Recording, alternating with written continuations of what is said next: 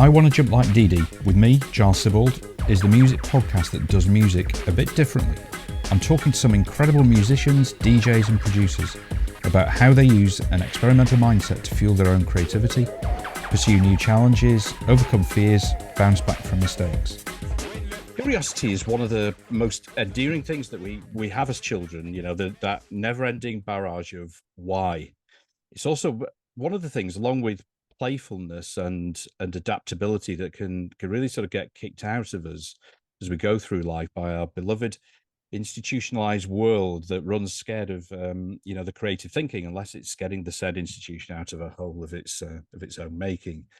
My guest today is one of the most prolific, influential and pioneering DIY sound, art and writing radicals, from opening up new sound terrains with Cabaret Voltaire to making soundtracks, filmography, forming DIY record labels. This could go on some time. Radio shows, festivals, collaborations such as the brilliant Wrangler, Ku-Ling Bros, getting himself a PhD, which is really fascinating for me, writing academic journals, and now lecturing in digital music and sound arts at the Uni of Brighton. So in a nutshell, he's constantly explored those sort of unknown spaces where, you know, this curiosity is not only possible but essential for our own sort of constant development. Now, Creepshow, my guest collaborative project side by side with Ben Edwards, Benj, Phil Winter and John Grant, are back with their second album called Yawning Abyss, which is the follow-up to 2018's really excellent Mr. Dynamite, and it's set for release on the 16th of June. So all things being well, everyone's going to have a copy of that in their midst and wrestling with whether to listen to that or this podcast episode. So finally, you'll be glad to know, Stephen Mallinder, it's so good to see you, and it's really great to have you here. Thanks so much for coming on. No problem. Thank you for the invitation. No, I'm very happy to be here. It's great. Thank you for the really nice introduction as well. Yeah, and sort of fairly wordy as well. I must get better at sort of making these more concise. But I get carried away. Or we should just start doing less, really, so you don't have as much to say. Yeah, but well, that's it. I'm sure I missed out like a shitload of stuff there anyway. But I'm sure people kind of get the picture of just the expanse of stuff that you've been involved with, sort of through your life, which is incredible. Yeah, I mean, it's really interesting, the introduction that you came up with. It was like it's almost like word for word what I say to I do kind of like I teach in sound art, which is like, and digital music. A lot of it's like sculpture for sound. Yeah, I was talking. I was doing a chat to some fine art, doing a talk for MA fine art, and the first thing it's about play. It is about play, as far as I'm concerned. I think because I think it, underneath it all, you alluded to it, it's like we don't really understand creativity. We do. It's one of those abstract kind of sort of concepts that you can have our own subjective view of what it is. But I was asked to do a talk about creativity for some fine art people, and it was, well, it's about play. That's it, and that's why when I'm working with students, it's very much, you have to remove the shackles and just be able to sort of play and try things, because and it's getting worse, I think, for a lot of younger kids as well, that they're fearful of making mistakes, because it's sort of, but also because we live in a massively kind of, I suppose, accredited world where everything has to be very rigid and you have to do all that. So people tend to sort of forget to liberate themselves, and so being able to play and try things and experiment and fail and put things together in different ways. I mean, that's always kind of been how, I and we, the people I've worked with, have always done things. So I think it's always important that you never lose the sense of fun and the sense of play. I mean, seriousness comes into it, but that tends to be more about the context in which you do it rather than the actual creative process, if you see what I mean. Itself. Yeah, so I mean, I was thinking, like when you're kids, I mean, you literally, well, certainly in my day, I mean, I'm 55, and I remember like when I was growing up, you literally sort of playing on the street or in the field and stuff like that, and there was just, you just use your imagination a lot. I'm not saying that it's that doesn't happen now, but the feels like there's more possibility that it can be lost.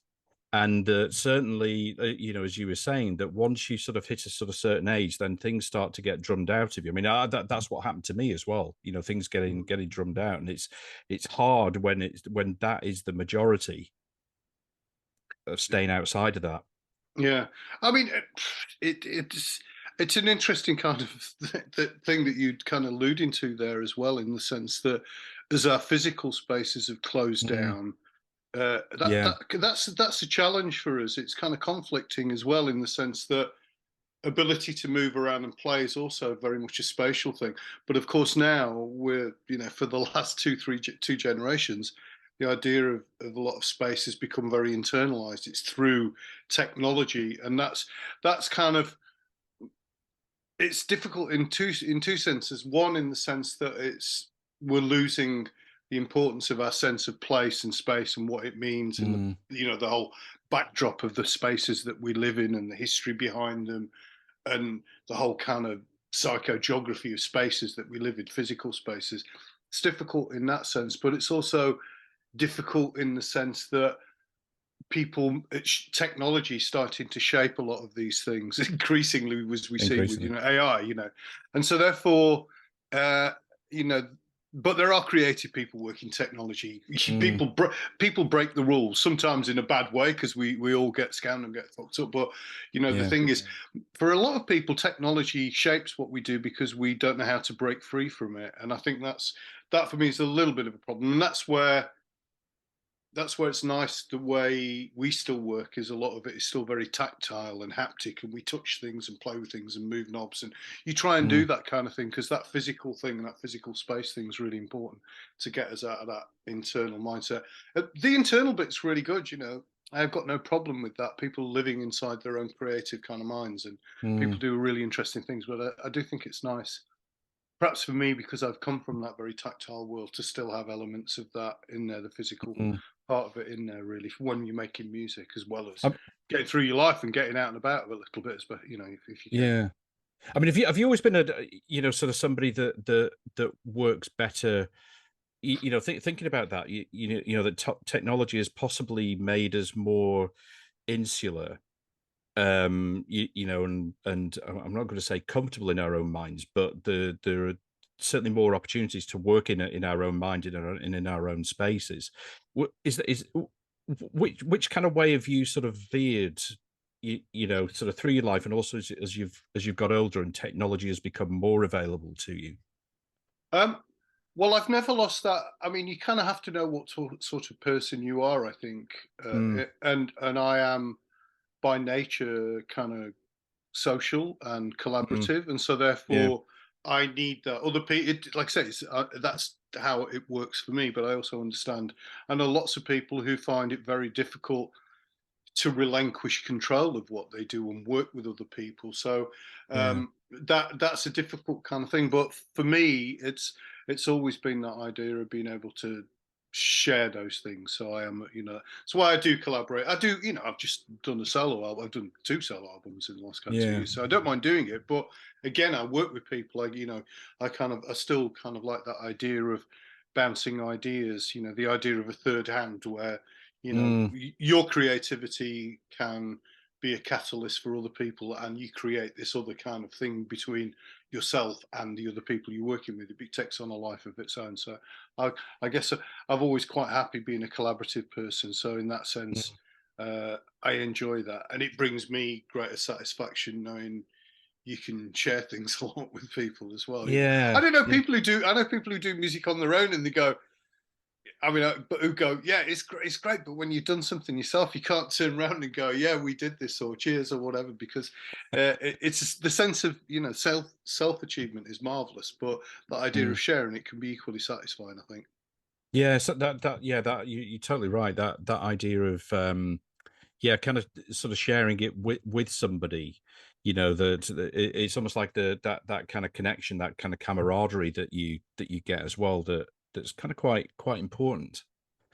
And it comes back to that idea of play as well. We we can all play solitaire, but most of us choose not to. Do you know what I mean? You know, it's in that sense that games we do play with ourselves.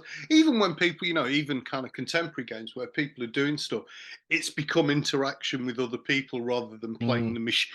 Increasingly, become more about playing with other people, and in that way, rather than just playing against a machine. You know what I mean? I play chess with mates really badly, I might say, with my mates. I'm really shit at it, but it's like, do you want to play the computer? It's like, of course I fucking don't. I'm terrible in the first. Yeah, I'm not going to do that. And also, where's the fun in it? You know, I can't get abuse from a computer when I lose every single chess match, whereas my mates give me, you know, give it to me for losing all the time. So, you know, it's still always about play. It's still always about that. We are, you know, I'm not kind of saying this is what life's all about, but I'm very aware of the fact that the way we develop a society is through our ability to kind of act and interact, create communities. Also, the idea of reciprocity, and we're social people. You know, that goes way back centuries. That idea. So we work very much that way, and I think that's. But also, I do think that's increasingly significant, and you can kind of see it now in the art world and in music that, but it reflects where we need to go as, you know, as not just as a society but as human beings. As human beings, we need to work collectively to resolve, you know, I'm not going to go all hippie, but the point is we're facing, you know, many kind of existential crises at the moment, and those things are not going to be resolved autonomously. They're going to be resolved with a kind of collective and consensus. So that nature, that idea of working in that way is very relevant in a much broader sense. You know, it's, you know, when Margaret Thatcher said there's no such thing as society, that just, you know, that was at that point a death knell for things. You know, I don't believe that, but the idea that we're all autonomous sovereign beings, which is Jacob Rees-Mogg, you know, the sovereignty of self, which is Jacob Rees-Mogg's dad, and that idea that we're all competitive little capitalists is kind of quite annoying for me. I'm not like that. So, so my idea of, you know, the connection and the network and all that, I think it's really important to build that in. You do your own shit. You got your own kind of thing going on, and I ain't got any problem with that. But I do think, you know, we need to acknowledge how people form things. Culture's formed by lots of people, not by individuals. You know, so it's important we acknowledge that and know our place in it.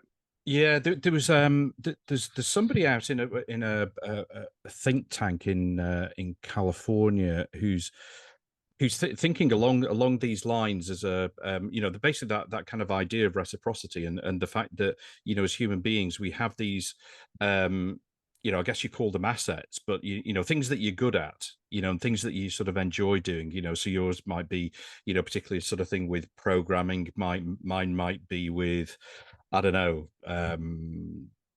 you know, writing music, you know, sort of physically writing it or something like that. But the idea is that basically that kind of idea of reciprocity, of that you've got something that I want, and then in the future you may have something that I want, you know, and you know, it's like almost like a sort of going back to, you know, how society used to function. But thinking about it, you know, the you know, attacks on sort of creative industries, there are you know, sort of generally sort of less jobs around. There's potential for, you know, AI to sort of change things a whole lot.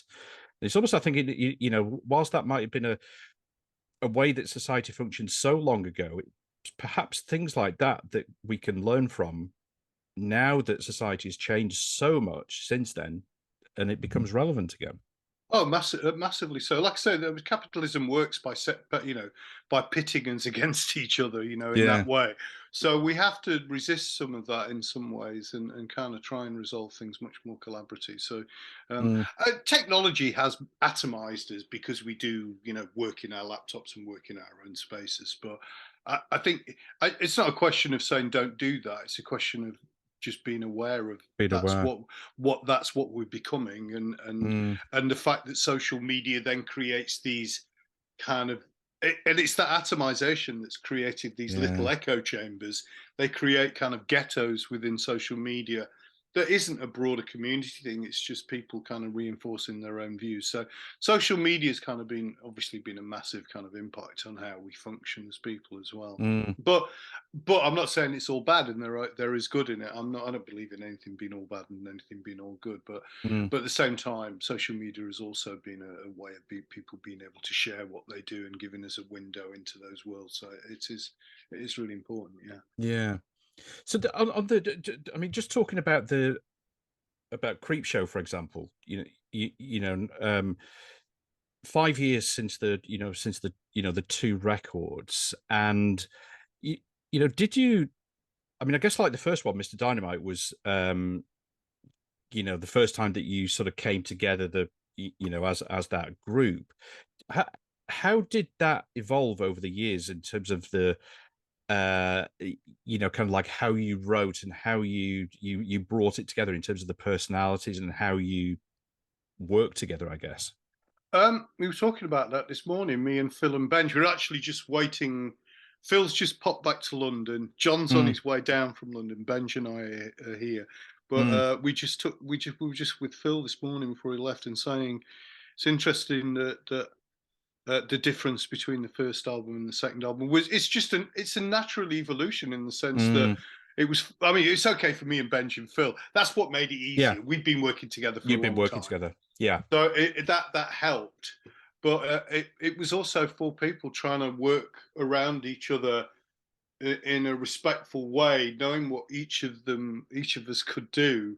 But it was difficult in the first place trying to make something in the very first instance, because we were writing tracks that we thought, oh, John will love these, and John was like, no, let's start something new. And that's when it started to work, in the sense that then we started to work together and understood how we worked. So the first album does show those kind of really exciting organic bits of people just kind of finding their way, because we did come together in a weird way. It's funny, we said we're not going to ask how did you come together. We're not going to talk about it. But on the other hand, it was a construct in the sense that we knew and had met John, but we were brought together by rough trade. So it wasn't a case of it was great. We'd done a remix for John already, and I'd done some vocals on it. So there was that thing going, and we played with him and that. But we were put together to make something, and it was quite fun in the sense that the only thing we knew how to do it. We didn't know how to collaborate.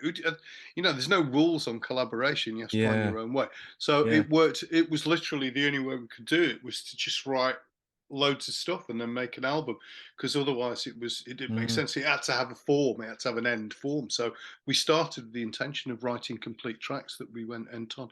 But obviously there's that little kind of experimental bit and working out it. So the first album is kind of organized chaos, but beautiful organized chaos as well. There's some amazing bits in it that I absolutely love on that album.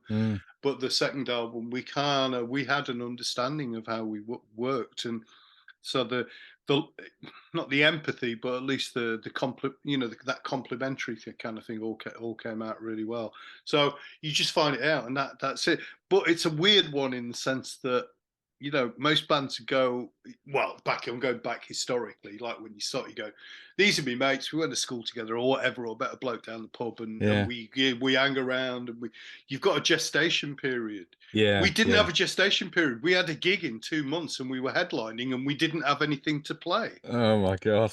So, that's how it worked. And we rose to that challenge, and that was it. Wow, so it's a different kind of thing. We did play, but we had to find ways of playing that kind of totally worked with an intended end result. We couldn't come out at the end and go, that was loads of fun that 3 months. We got fuck all out of it. There's nothing we can play, and we ain't got any tracks. So there was that kind of underlying psychological pressure that there was a gig being advertised that we got to do. So we basically better get our shit togetder. It was fun doing it, and for there were other people doing their own collaborations for Rough Trade, which was fun. So it was good. It was good. But I guess that. I mean, that what you just sort of mentioned about John, for example, that he's suggesting something different. I mean, again, to me, that sort of says that you have to go into these things with a very open mind and not being precious about things as well, because certainly, I mean, that's something that sometimes, occasionally, if I've been working on something and I kind of then I ask somebody for an opinion on it, and I don't like what they say. It's like, this is my thing. But in collaborations, you've got to be completely, open Honest. minded, honest. Yeah, completely. Yeah. And you also don't presume that you have got the other person worked out, in the sense Yeah, that, we knew John's work and we knew him, but it's like you can't go, that's, I mean, and we that's knew all him. about his, yeah, we knew all about his knowledge of electronic music, and we met him with Chris when we were Chris and Cozy, so we know, Yeah, we knew John's kind of background, but it was like, yeah. yeah, it was like, oh great, so we get to see other sides of each other, if you know what I mean, when we did this, so it was loads of fun. Yeah. I remember I did an interview recently with have you heard of Silver Moth? No, I don't think I'm not So sure. Silver Moth was basically a 5 or 6 piece collective that came together with Matthew Rochford, Elizabeth Electra, Stuart Braithwaite, and they'd slightly different to yours, but well, actually, no, there are quite a lot of similarities. Most of them had never met. I mean, Stuart and Elizabeth are married. They knew one of the others, but the rest of them they hadn't really worked together before. They came together on this, on a remote island to record and the first time to write this album. And I was talking to them, about how they both reacted to that, and Elizabeth was saying, yeah, I found it kind of quite difficult. Stuart was like, I just, kind of went with it. And those different sort of personalities, how I guess how you wired, you Yeah. know, really kind of drive that. But they made an incredible album at the end of it. Yeah, it's an interesting thing because I work with groups of students, and particularly generations now that have come through COVID. Mm, That ability to relate is quite difficult for them. Obviously, mm, some are fine; they are like that. But that idea, they have to do collaborative work. And much as it's always seen as the great thing to be able to collaborate and work with other people, a lot of times people and creative people find it very difficult, because they find it difficult to open up, or there's a mm. fear of, as you said, you ask for somebody's opinion, and it's horrible if it's not It's what you not what you want. want to hear. Yeah. Yeah. So, and I think that's a lot harder now. I don't know whether that's just an age thing, it's a generational thing, I'm not sure, but I do sense that sometimes after being kind of corralled for so long, and corralled a little bit by technology, that Mm, that people do find it hard to sort of like be able to become much more sociable and do that mm, collaborative thing, either in their personal lives or with with it in a creative thing or a working environment. But there's a lot of mental health, and people are open about it, so I think that's part of the thing. So I do like the fact that we're able to talk about it, but so I am aware of it. I think probably in the past people would have collaborated and just bit their lip, and if they had to do, I don't mean making music, but if yeah. you work with people, you bite your lip and get on with it. But now we're able to go, no, this is freaking me out, man. So we've progressed in some ways. We have progressed in some ways in that way. But I do think it's harder. It's not a given that everybody works in that kind of in that way. But Yeah. it's interesting. Yeah.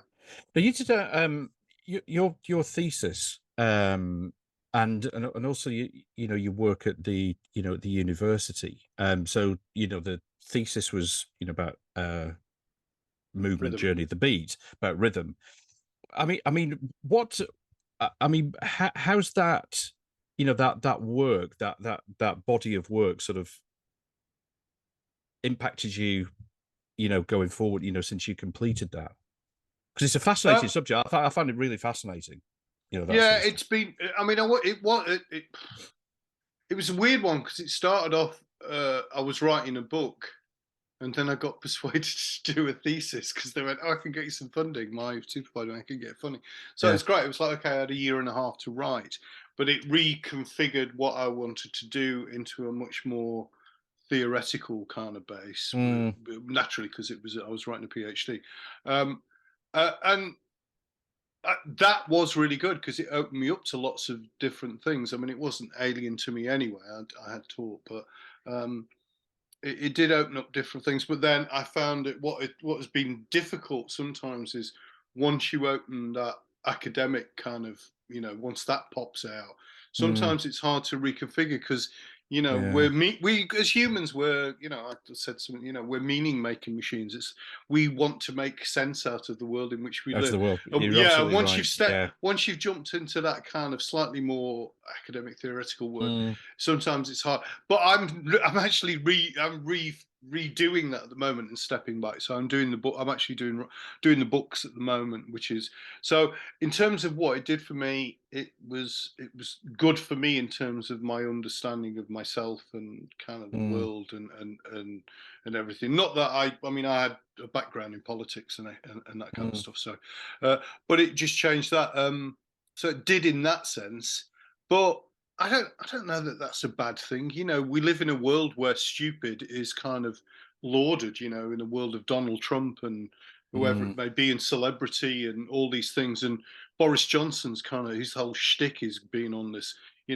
I'm really a bit of a dumb guy and I'm a bit of a laugh. The sort of Ken Dodd character that he creates. So, and I hate that. There's nothing wrong with being smart. You don't have to be academic or intellectual, but there's nothing kind of great in being dumb, if you know what I mean. Dumb, so I'll go, but you never lose sight of what you do. And I'm still just a kid from Sheffield who does all these things. So I've tried to maintain what I do musically and creatively, slightly separate in some ways, but But at the moment I'm writing, so I'm trying to find that middle ground between the musician and the guy who's done all this stuff and the guy who also writes it and does stuff in a slightly different way. So I don't know. I'm still on a path of working out where I am, but doing all that stuff is great. And I'm lucky. I mean, the one thing being at Brighton, working in Brighton, I only do it part time, but I have that wonderful that wonderful position of working around one kind of creative people who are fun and all that kind of stuff, but also younger people who they reinvigorate me, in the sense that they bring, somebody my age normally wouldn't have any, most people my age don't have any kind of interface with a very new kind of world. So I'm lucky that I do, and not just myself, but so that's the one good thing. It stops that kind of man in a white kind of White Castle kind of vibe. So it's not. I like the fact that I'm exposed to loads and loads of different things. That's what it means to be basically. I'm lucky it exposes me to lots of stuff. I'm nowhere near as smart as most of the kids I teach. Most of the people I teach, I learn. I openly say it. You know what I mean? I'm an archive, but they're a new kind of chapter. You know what I mean? I find that really interesting. I think I completely agree with you. I totally hear you, man. I think that's one of the really interesting areas, I think, and probably an important area where we can, generally in society we can do a lot better, is that kind of like more interaction between and kind of respect between age generations, and sort of understanding what that younger generation can bring and recognizing their viewpoints, their enthusiasm, and also kind of like the brain power as well, and kind of creativity. Massively. I mean, one thing that probably the collateral with that and the downside is, I think, and I've got children and grandchildren, you become exposed to some of the fears that they must have as well. And that, we have to acknowledge that. I mean, I think in all this kind of jingoistic sort of chauvinistic world that, a lot of politics and a lot of the media exists in, you got to remember that there's a whole generations coming up that are fearful of what we are leaving them. So I think that's the other thing, that it's not just me, it's been anyone who's around kind of have got children or whatever, you are aware as the downside of this. There's the excitement of the new, but there's also that it's difficult for them. It's very difficult, and that's made me a bit more understanding and empathetic, I think, which I think is a very good thing. There was one piece of work that I don't know if this is sort of relevant to sort of what you're teaching and what you're hearing from students, but there was a piece of work that Gemma Thompson did. She's the guitarist in Savages, which is like, she called it like this sort of visual score project, and it was basically she started it in lockdown when she was going out for walks. Those times when you could go out for your hour's walk or whatever. And she was basically like kind of transcribing the sounds that she was hearing into into drawings, and then transcribing those onto these. She'd done a master's, I think, in printmaking, transferring those kind of like sound designs onto like pieces of sheet metal and stuff like that. Yeah. And then she sending them out to other people and asking them to interpret that back into sound. Yeah. Which I thought was really kind of interesting, and way to look at sound and what it means. Yeah, I mean, that idea of creating new kind of forms of notation is kind of fascinating. I'm trying to think. Ingrid Plum does a lot of that. There's quite a That's right. few. Yeah. Meredith Monk does a lot of that as well. So that Yeah. idea of it's like a synesthesia, isn't it? You know what I mean? Yeah. Sound as a visual thing, as a color thing, or whatever it is. I do, and also I would guess that most people who do music now, 99% wouldn't be able to read music. I mean, some can, I know people do, but we're in a world where everybody's phone has got music on it that you can make or whatever. So I think, the traditional form of notation is really, really good for people who work in that world. But I love the idea of doing things and interpreting things in a different way. And John Cage and all that the way of doing it in that way. So it is very interesting. Yeah, and I do love that kind of stuff. Yeah. Yeah, that sort of your own interpretation and sort of again, I think you sort of trying to break your mind out of any sort of rules or of what it should be, and I think that again sort of shows the a sort of flexibility and adaptability of your mind to be able to kind of accommodate that way of thinking, of doing new things. Yeah. I really like that. Yeah. And we got to keep you got to keep your brain going anyway. So any different kind of stimulus is a good thing. Yeah. Yeah. It's something like over the years, something like instinct, being something that's really, been a big part of how you've I guess worked and lived your life. Yeah. Again, it's a question of knowing what type of person you are, and not being frightened of the type of person you are. And in that sense, I'm a much more reactive person than I am a pro-reactive person. I'm really good at responding to stuff, even if it's like I don't know how creating things works in the sense of just pulling something out of the air. I have to react to some kind of provocation, or I have to react to a particular thing against, again, that kind of collaborative thing. And that's the way I kind of always be. But we always were, the Cabs we were very much reacting and responding to the environment we lived in, bringing in media around us and all this kind of stuff. It was, we absorbed the world around us, and I've always tried to sort of, I always think that whatever situation, you're absorbing and mirroring the world around you. But yes, instinct in the sense that you do respond. That's why the physical and tactile kind of part of music's really important, because it's a real-time physical kind of haptic response to what's there. So yeah, we are very, I think we should be very instinctive and very intuitive as well, and sort of just be, you suck it all in and then it comes out. That's it. So that's how you react. So yeah. I do like I remember when I was I must have been probably, I can say probably about 18 or 19, and it was probably, I'm going to say probably around about 86, 87. And it was, and just sort of thinking about how you worked, in sort of, in Cabaret Voltaire with kind of the tapes and sort of cutting it up. And I'm not an expert in how you do that by any stretch, but the one thing that I like was when the precursors to the KLF, the Justified Ancients and Moo, their first album, it was just like so DIY and sort of haphazard. I just, that was something that just really appealed to me. That just and I don't know whether it was a sort of feeling that it gave me of like, well, do you know what? I think I could do that. Just that feeling of almost, yeah, that's something that I could do. Well, I think that's really, but I mean, that when we started that idea of doing, well, the reason we did it all ourselves, I don't mean just us, I mean also the people around us, was because Mm. there was no alternative. No alternative. Yeah. You know, there was, you know, we we sent demos and tapes out to major labels for a number of years. I don't know why, because we knew what the answer would be. But it was quite a fun exercise going, oh, I wonder what they're going to say, kind of thing. It was, somebody found one of the letters that went back to Chris. I can't remember where it was from. It was dead funny. But we had to, you know, so there was, you know, something had to, there was a vacuum and it had to be filled, and it was filled by people like Rough Trade and Factory Records and, Yeah. you know, Yeah. Bob Last, Fast Records, where you know, there was a real need. There was a splurge of people wanting to do stuff Mm. who were reacting, and that was that momentum of that time.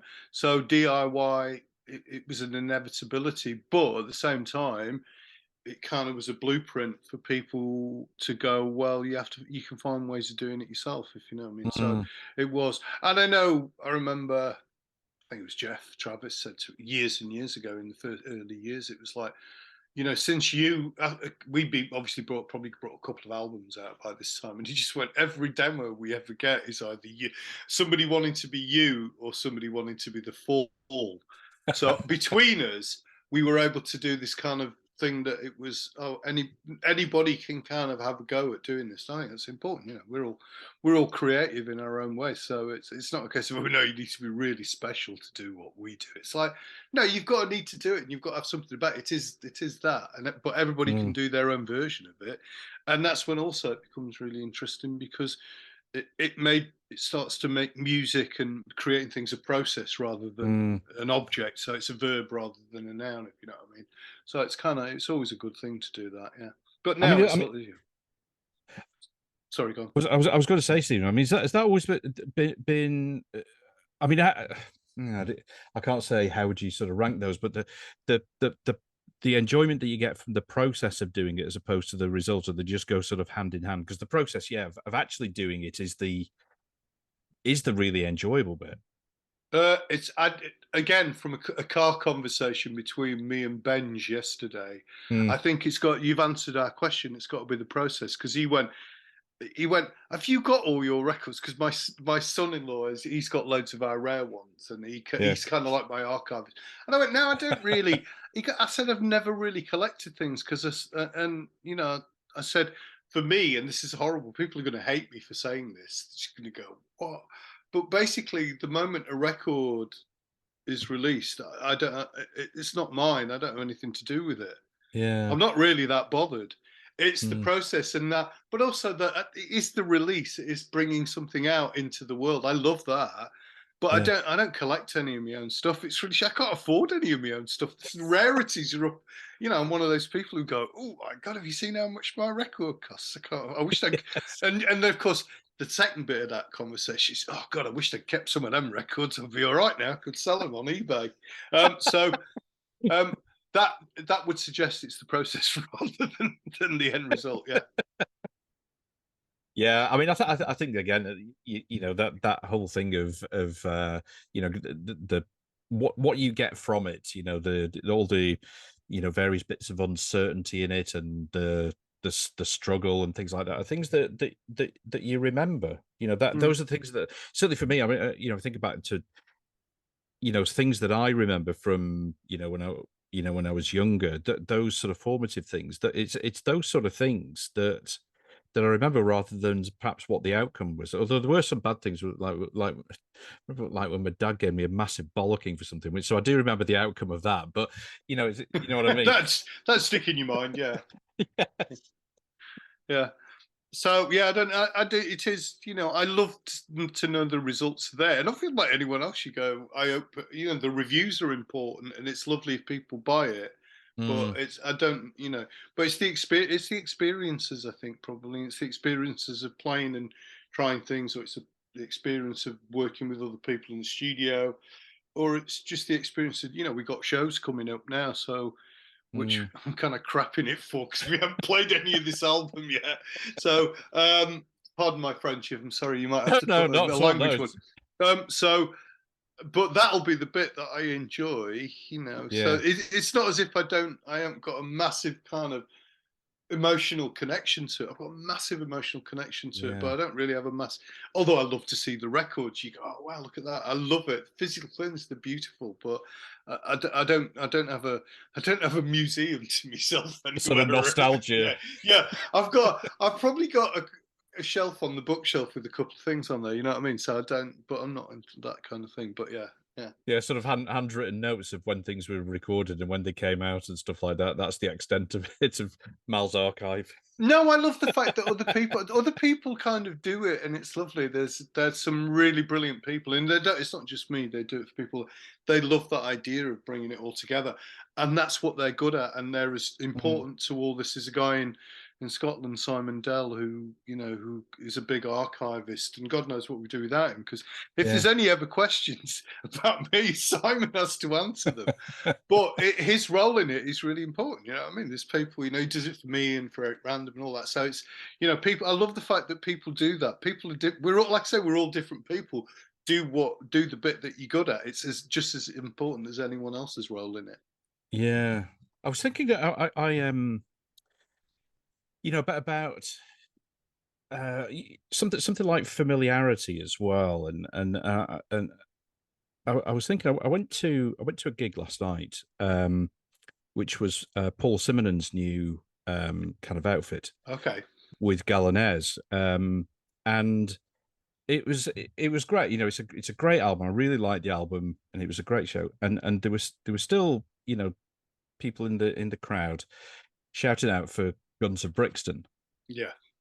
And it sort of made me think that as artists sort of trying to there's always a tendency for people to go back to those sort of the favorite songs, the ones that are sort of familiar, and I always start to think in my own mind, why do people do that? Why is there this I mean, aside from the it's a great song, but there's a comfort in familiarity, isn't there, somehow? Well, yeah. I mean, and yeah, I mean, you don't want to get too caught up in it because otherwise, nostalgia kind of like we can't move on. But yeah, Yeah. it's totally understandable, and also music is and sound, hearing sound, memory kind of sense, and so Mm, therefore, there's nothing. It's quite comforting to go. It mm, brings back those experiences. It's great. So I ain't got a problem doing it. People doing it. I mean, we don't do it, but well, we do. I mean, we occasionally do Sensoria, and yeah. right, we did our version, but I don't really step back into the past. But of course, Mm, it's important because nostalgia is it's comforting because it's you know it represents periods of people's lives that yeah. they've got through, they've navigated. It may have been difficult, it may not have been difficult. The point is you've got through it, so that time is kind of okay for you. You Yeah. remember it, and you're comfortable with it because you safely negotiated that period, and so you have great memories of it, and youth, and looking back is Mm.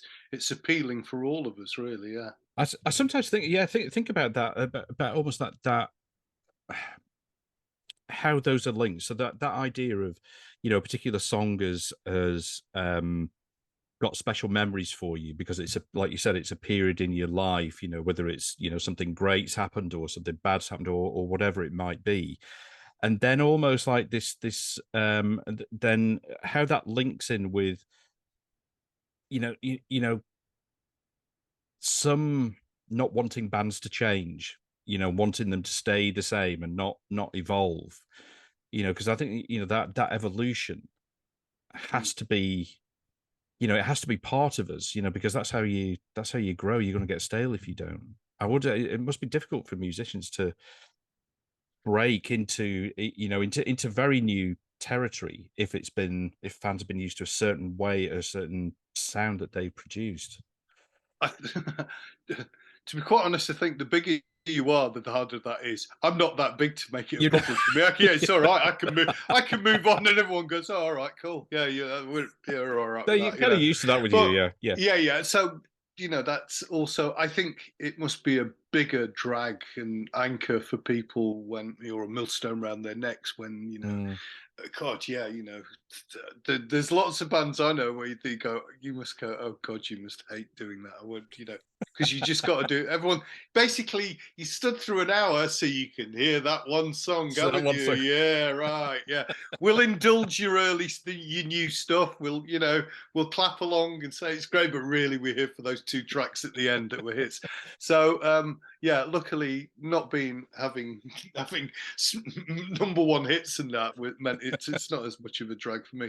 And also, I think the other thing is that if you want to reinvent yourself, don't always reinvent yourself in the same medium. I mean, I have because I still do music and I've done Wrangler and all that, but Yeah. I've also done lots of other things and I've written and you know, so I think it's quite. I think it's also challenge yourself to do things in a different area, perhaps as a way of progressing without feeling as though you kind of got to keep Yeah. repeating the hits. Yeah.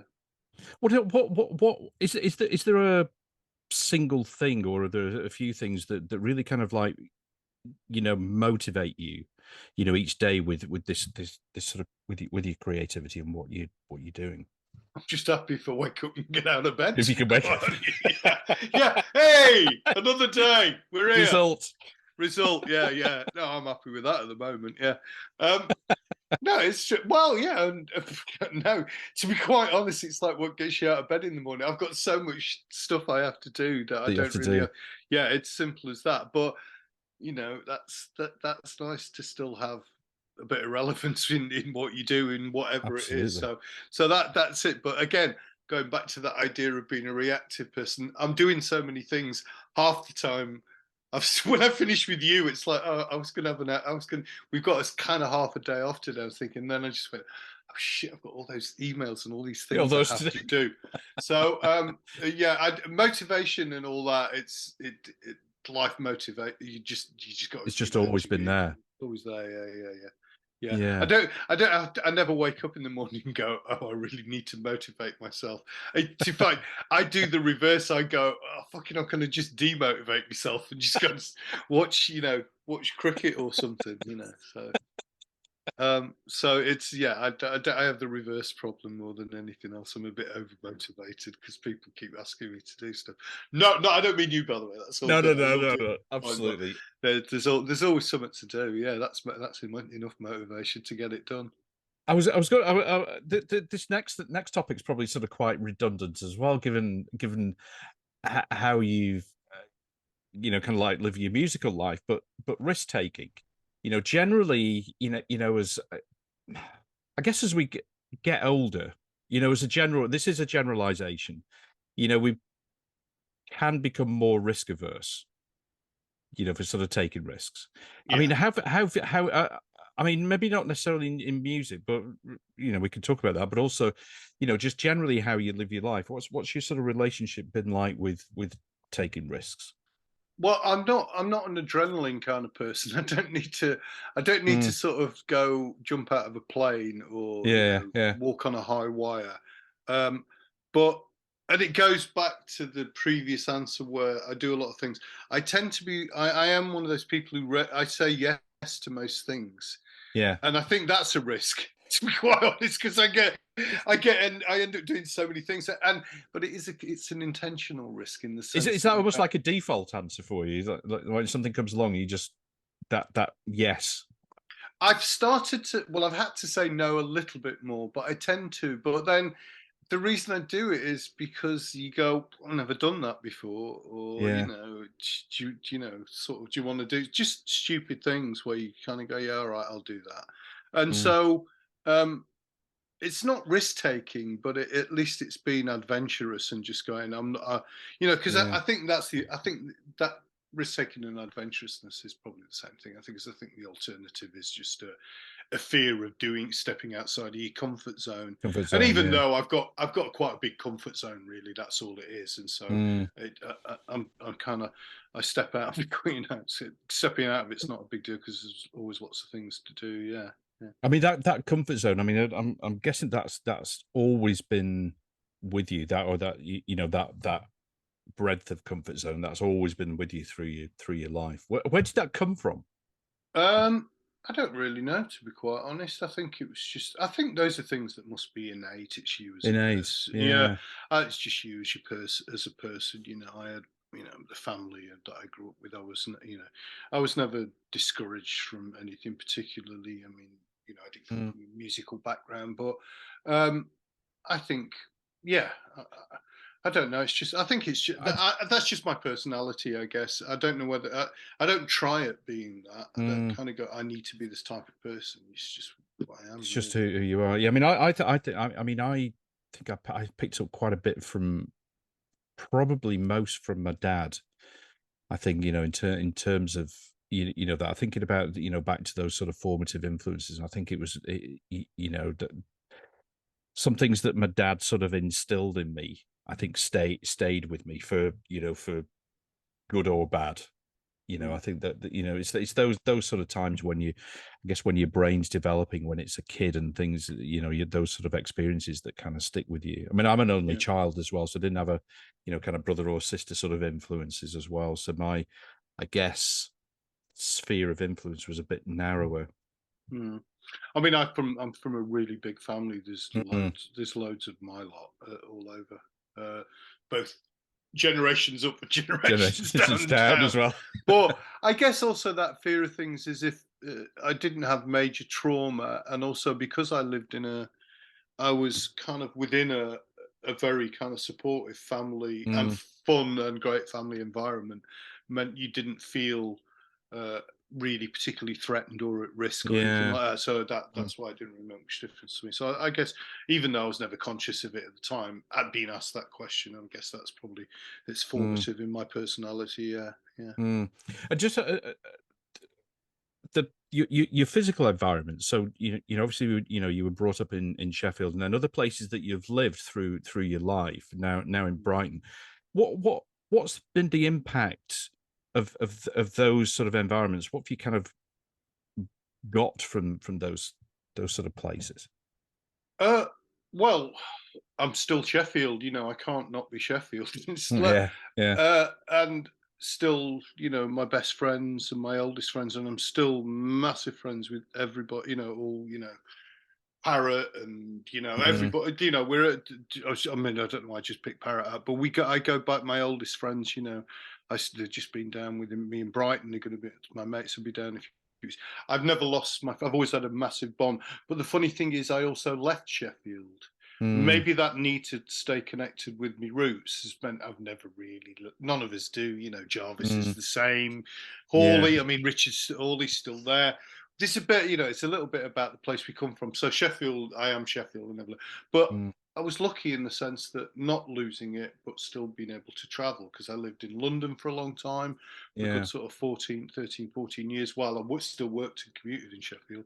Then Mm, I lived in Australia and I mm, travelled loads. But yeah, I think um, it's adaptability, isn't it? It's like you were talking yeah. about as you get older, your Mm, ability to kind of like, and particularly Australia was a weird one because yeah, I mean, I really enjoyed my kids are still my kids are still there, my daughters and my granddaughters are still there, mm, but it was like I did have to reinvent myself because it's like Australia is a smaller place and you can't just go, hey, I've arrived in Australia and I'm Mal from Cabaret Voltaire. Everyone goes, yes, so fucking what?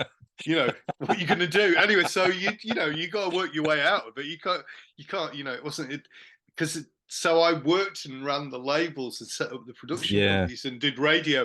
So I had to the places themselves. You adapt to those. And I was lucky that I Stuff. had an amazing. I loved Australia. I've just come back. I was there at Christmas and New Year, Yeah. and I still got loads of friends. I don't know. Maybe I just find I'm not massively sort of out and about. I'm sitting Brighton. I'm certainly not part of any social scene, but I do make Mm, friends, and so if you make friends, you're all right. I reckon. yeah. Sure, that's it. Marvelous. So what's next? So you've got the record coming out next on the 16th. Then you got the book not the book signing, the event at Rough Trade, Yeah. which I'll go to, by the way. I'll see you there. I'll see you Oh, there good. for I'll that. look forward to Yeah, seeing you there. yeah, Yeah. yeah. No, we've got. Well, we. I'm in the studio now. Mm, We've been just doing pre-production and working out what synths and we're scratching our heads and working out how the hell we're going to do this album. And then John will be with us tomorrow, and then we've got rehearsals, and we play Exeter on Thursday night, Brighton on Friday night, Rough Trade. Then there's a few other things kind of going on in between, and there's then a couple of festivals, and then we pick up again in a couple of weeks, and we've got Blue Dot, Latitude, Hebden Bridge, and London as well, Village Underground. So we've got those things coming up, amazing, and then brilliant. Who knows what happens after that? After that, then we'll just see which path it goes. Brilliant, Stephen. Thank you so much. It's been great. Really great. No problem. Thank you for inviting me to come on. It's really good. Cheers.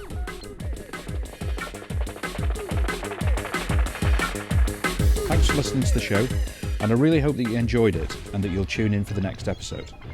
In the meantime, it would be really awesome if you could rate and review the show, and also share it with any friends who you think might enjoy it.